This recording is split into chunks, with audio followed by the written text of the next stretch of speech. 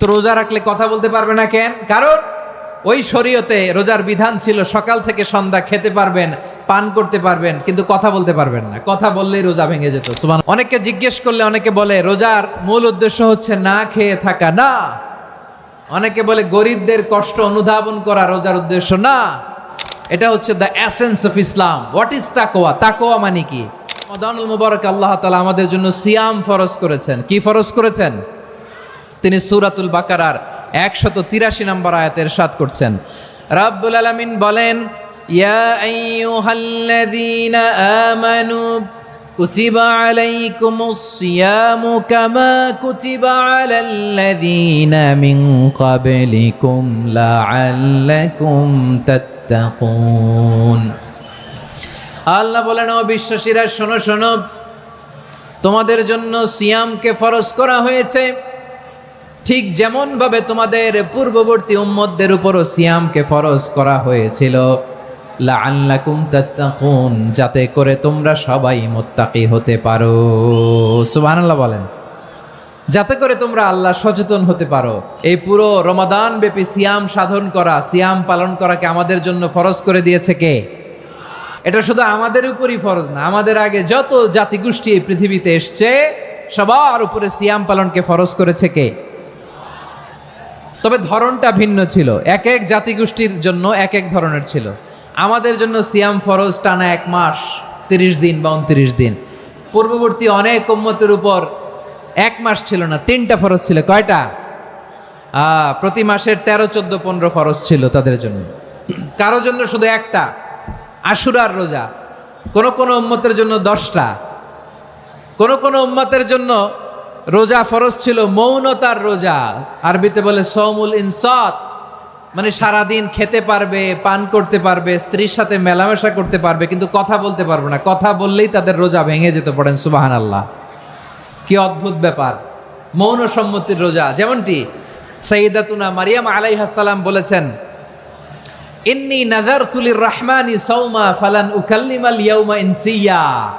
তিনি বলেছেন, আজকে আমি রহমানের জন্য, মানে আল্লাহর জন্য রোজা মানত করেছি, আজকে আমি কারোর সাথে কথা বলতে পারবো না।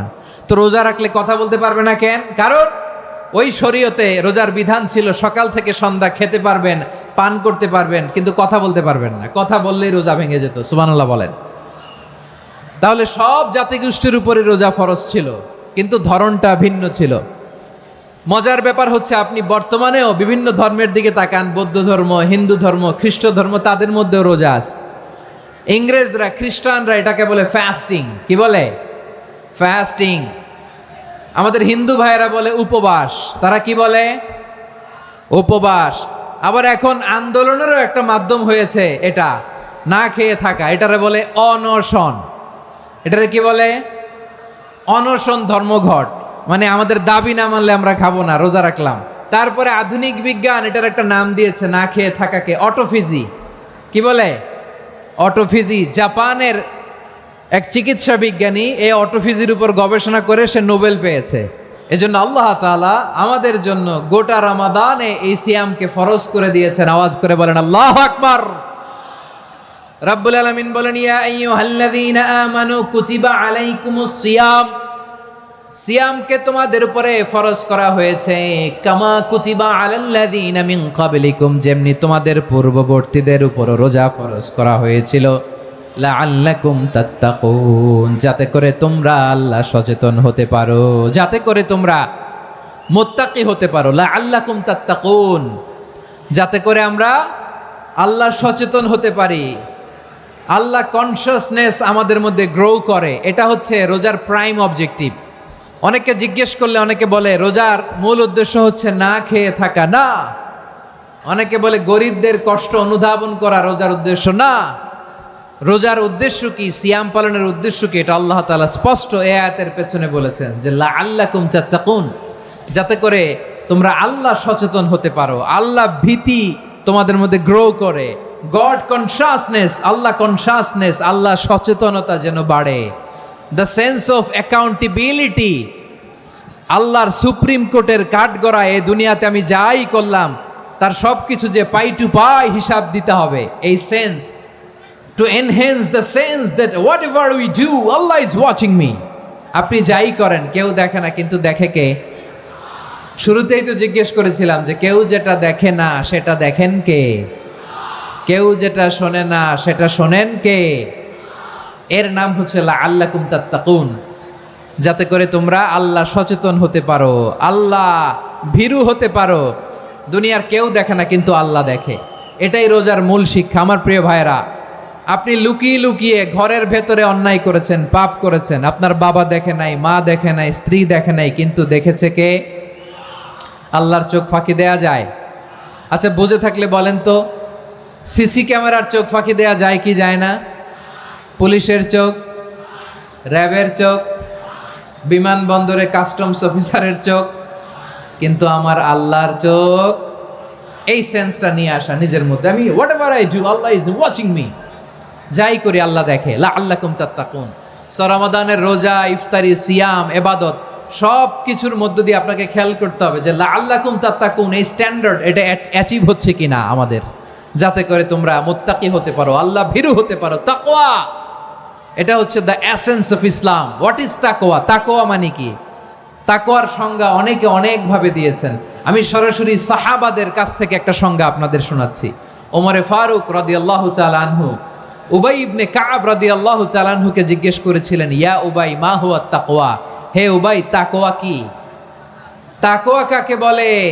উবাই ইবনে কাব তিনি প্রশ্নের উত্তর না দিয়ে উনিও আবার প্রশ্ন ছুড়লেন। তিনি বললেন, ইয়া আমিরাল মুমিনিন, আমা সালাকতা তরিকান যা শাউক?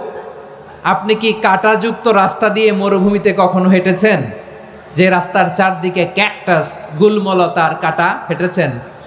ওমরে ফারুক বললেন, নাম, হেঁটেছি। বালা, হেঁটেছি। কাইফা আমিলতা, কিভাবে হেঁটেছেন? ওমরে ফারুক বললেন, শাম্মারতু ওয়াজতাহাত্তু, আমি আমার জামা, জুব্বা আর চাদর আটোসাটো করে গায়ের সাথে এমনভাবে মিলিয়ে রেখেছি, এমন সাবধানে হেঁটেছি যাতে করে মরুভূমির ক্যাকটাসের গুলমলতার কাঁটা আমার গায়ে বিঁধে না যায়।